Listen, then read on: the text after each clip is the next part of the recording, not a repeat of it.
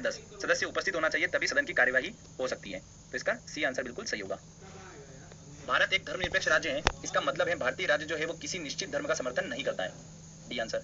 निम्नलिखित में से कौन सी एक वह मूल आधारिका है जिससे भारतीय संविधान विकसित हुआ है? किससे हुआ है? भारत शासन अधिनियम 1935। A answer. संविधान के किस भाग में नीति निर्देशक तत्वों का उल्लेख किया गया है?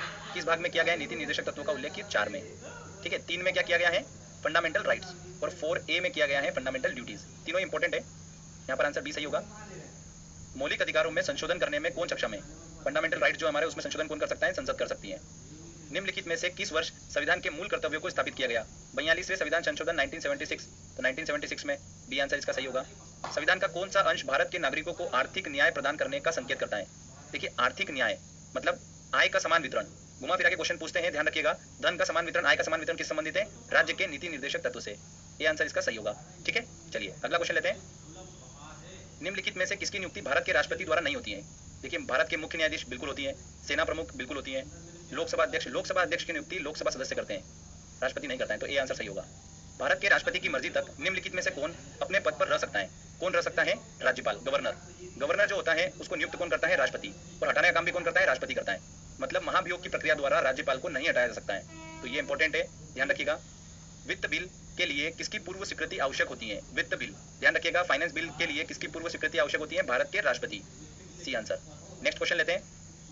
लोकसभा या विधानसभा के निर्वाचन में एक उम्मीदवार अपनी जमानत राशि को खो देगा अगर उसे कुल वैध मतों का 1/6 से कम मत प्राप्त होते हैं। तो सी आंसर। देखिए, एग्जांपल से आपको बताता हूँ कि मान लेते हैं कोई विधानसभा क्षेत्र है जहाँ पर 120 वोट पड़े, ठीक है, तो उसका 1/6 कितना हो गया? 20। मतलब अगर किसी व्यक्ति को 20 से कम वोट मिले तो उसकी जमानत राशि जो है वो जब्त हो जाएगी। क्लियर? कोई वित्तीय बिल प्रस्तावित हो सकता है। देखिए, वित्तीय बिल जो होता है वो केवल और केवल सिर्फ लोकसभा में प्रस्तावित हो सकता है। अगर कोई दूसरा बिल होता है तो वो किसी भी सदन में रखा जा सकता है, पर वित्तीय बिल सिर्फ और सिर्फ केवल लोकसभा में प्रस्तावित हो सकता है। लोकसभा में मंत्रिपरिषद के विरुद्ध मतलब सरकार के विरुद्ध अविश्वास प्रस्ताव लाने हेतु न्यूनतम सदस्य संख्या कितनी होती है? अविश्वास प्रस्ताव कौन रखता है? मैंने आपको बताया था, विपक्ष रखता है। किसके विरुद्ध रखता है? सरकार के विरुद्ध, मंत्रिपरिषद के विरुद्ध। प्रोसेस क्या होती है कि एक सदस्य लिखित में नोटिस देगा और 50 लोग उसके समर्थन में होना चाहिए, तब जाके अविश्वास प्रस्ताव जो होता है वो रखा जा सकता है। तो 50 लोग मिनिमम समर्थन में होना चाहिए। डी आंसर बिल्कुल सही होगा। ठीक है, चलिए अगला क्वेश्चन लेते हैं। लोकसभा की अधिकतम सदस्य संख्या कितनी हो सकती है? देखिए फ्रेंड्स, मैंने आपको पूरा अच्छे से स्ट्रक्चर बता रखा है इसका, एक बार आपका मैं रिवीजन करवा देता हूँ। मैक्सिमम सदस्य संख्या हो सकती है 552, वर्तमान में कितनी है? 545। ठीक है, इसमें से मैंने आपको बताया 2 जो है वो राष्ट्रपति मनोनीत करता है, आंग्ला भारतीय समुदाय के सदस्य, और बचे हुए कितने? 543 जो हैं वो निर्वाचित होते हैं। इसमें से 530 जो है वो राज्यों द्वारा चुने जाते हैं और 13 सदस्य जो है केंद्र शासित प्रदेशों से चुने जाते हैं। ठीक है, तो ये स्ट्रक्चर है। तो यहाँ पर क्या पूछ रहा है? मैक्सिमम 552। डी आंसर इसका सही होगा।